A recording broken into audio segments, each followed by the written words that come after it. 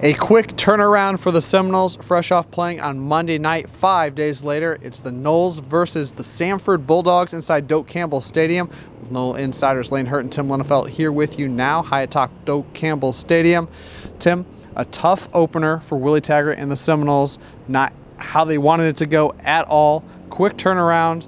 Fair to say that the Noles are actually, excited to get back out there quickly to return to the field? I think they really are. Obviously, a lot of disappointment with the way things went on Monday night, and playing on a short week is a challenge. You usually get 4 full days of practice and a walkthrough. I mean, Florida State essentially is going to have 2 this week, but if there was ever a good time to have a short week, get back out there, correct some of the things that you need to correct, and kind of get to feeling good again. I think it's that opportunity presents itself this week to kind of get out there and show that you're not the team that you showed on Monday, that you can be way better than you were, and prove it to yourself and your fans.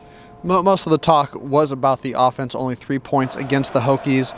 What are some of the improvements that you think are important to see from Coach Taggart's offense on Saturday? It's funny. I know we all kind of like to roll our eyes when coaches talk about execution, but I really do think it applies in this case. Look, there's not going to be wholesale changes to the offensive approach. They're still going to do what they intended to do at the start of the season. In fact, I think you could argue that you really didn't see, what the offense was, or certainly not what it's capable of against Virginia Tech. Like the game flow affected things. They had a hard time getting into rhythm. I think Willie Taggart said on Wednesday morning, there's not things that we need to change up. We just need to do them better. You want to see that offense get into a rhythm, be able to get that tempo going a little bit, be able to push the pace, and see what this offense looks like when it's running the way that it's supposed to. More specifically than that, I think the obvious 5 turnovers against Virginia Tech, that's way too many. You want to see that cleaned up, and then also red zone efficiency. Willie Taggart's offenses have been good in the red zone in the past. It obviously was not good enough on Monday. So when you get between the 20s or inside the 20s, and I suspect the offense will have some opportunities in that regard on Saturday, you have to capitalize. Defensively, there were some bright spots for the Seminoles from that unit. Harlan Barnett said that he thought the team was good to average for most of the game.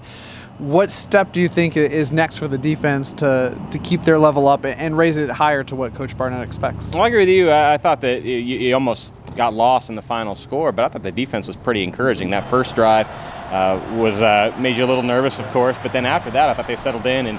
Look, they kept Florida State in the game. I mean, in the middle of the 4th quarter, it's a 2-touchdown game.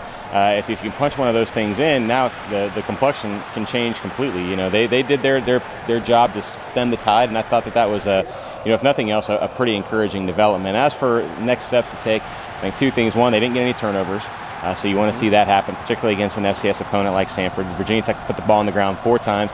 Florida State wasn't able to recover any of those. Now, some of those were fumbles that you really didn't have a chance to get. A muffed punt that kind of dropped right between the guys' legs, and one fumble that bounced right out of bounds. So, you can't blame them for not getting those, but sometimes that's the way things go. So you want to create more turnovers there. And then also I think Harlan Barnett would like to see more pressure on the quarterback. Florida State did have 3 sacks, and that's encouraging, but I don't know that they were able to get pressure consistently, on a play-to-play basis. So, get those guys more involved and affecting more plays, even if it doesn't necessarily show up in the sack total, affecting the play with pressure and getting there off the edge with Brian Burns and Janarius Robinson and Wally Amy, those guys. FCS opponent Samford coming to town, led by Chris Hatcher. Fans might remember that name. He used to coach at Valdosta State just up the road probably a decade ago now. They're led by Devlin Hodges, quarterback, SoCon Player of the Year, up for the Walter Payton Player of the Year award. Is this a concern at all, especially coming off a short rest?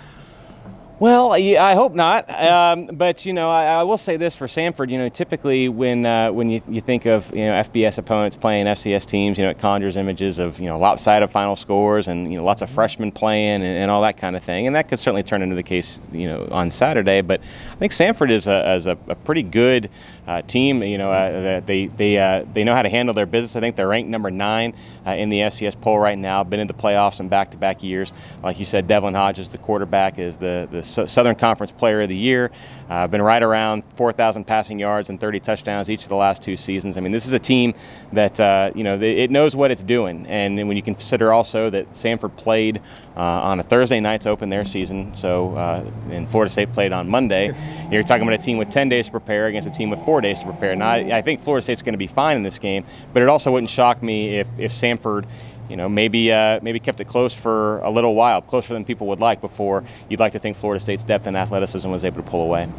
There you have it, Seminole fans. It's the Noles and the Bulldogs Saturday night, 7:20 inside Doak Campbell Stadium. If you can't make it to the game, locally it's on WTXL ABC. It's a Raycom game, so check your local affiliates if you're out of town. Well, that'll wrap things up for now. Make sure you stick with Seminoles.com, and the Nole Insiders will have plenty post-game for you as Florida State looks for win number 1. For Tim, I'm Lane. Go Noles.